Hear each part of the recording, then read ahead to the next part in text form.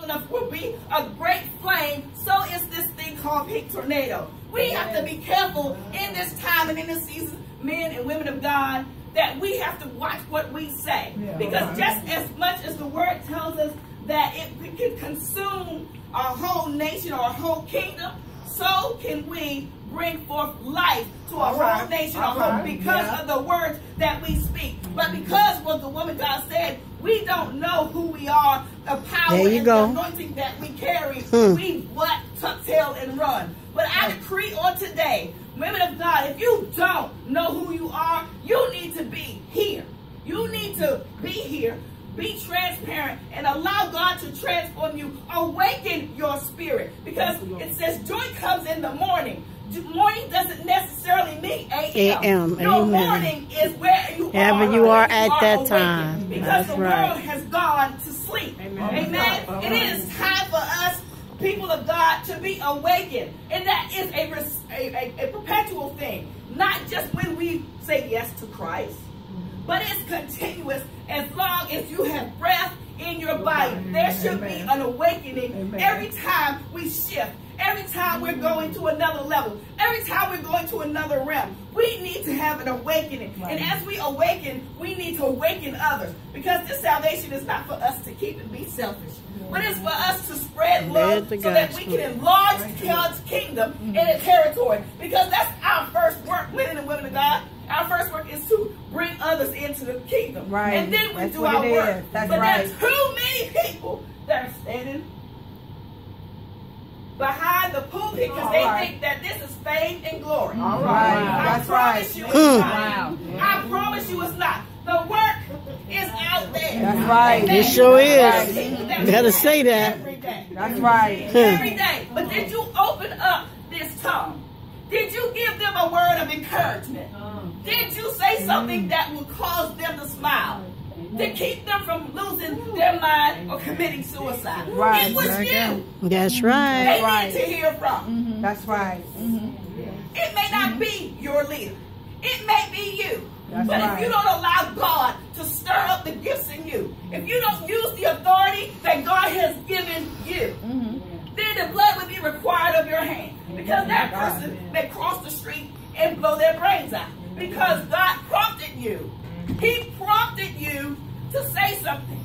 A smile is a weapon. All right. As my sister often says, Evangelist Williams is also an accessory. Amen. Use your weapon. A smile will cause someone to be awakened because they see the God in you. They see the glory resting on your life. Not necessarily the words you speak, because as we often know, it's not mountain to nothing right about now. They want to see your works. They want to see your lifestyle. Me and my sister were having a conversation on the way up, and we were talking about living a righteous life. It's one thing to put it on, but see, if you put it on, you can take it off like a garment. But when righteousness is on the inside, then you can walk, and the righteousness will shine in a dark place. Amen? And it can cause peace to be still.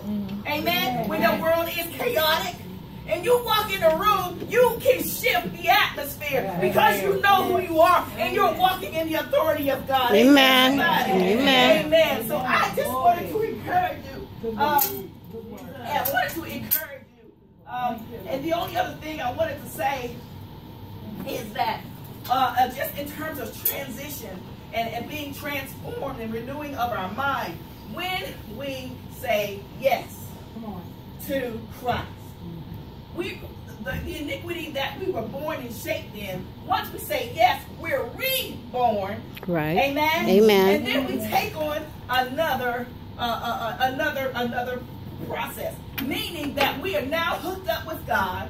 And then, as the Word of God says, that and be not transformed to this world, but be transformed by the renewing of your mind, that ye may prove what is good and acceptable and His perfect will. But I wanted to add to that because it's also in the Word of God.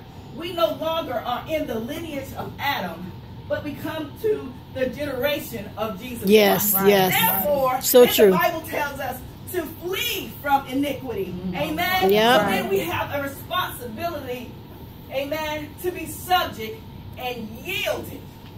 Hallelujah. Yielded. Amen. To the mind of Christ. And therefore our righteousness becomes awakened. So I charge you today. I charge you today to awaken the righteousness in you. In you. Not your neighbor. In you. In me. Let us look at and examine ourselves first. Amen. And go to another level. Don't become complacent. All right. That is a trick of the enemy. Don't become complacent. Yes, indeed. In your current place. Because there's someone in here, your world has been rocked upside down. You just on the break. You don't know whether you're coming or going. You don't know where your next finance or breakthrough is coming from. You got some things that you need from God. Woman of God, you got some things that you need from God. Amen? And you're trying to figure out why and where is it coming from. And God is saying, I didn't ask you to pick up the phone. I said, call on me. Look to the hills which comes your help. All your help comes from God. Amen. Because he will deliver. Because he is a God who's one faithful. Faithful and true. And so I charge you, amen, today. Don't leave this place the same way we came.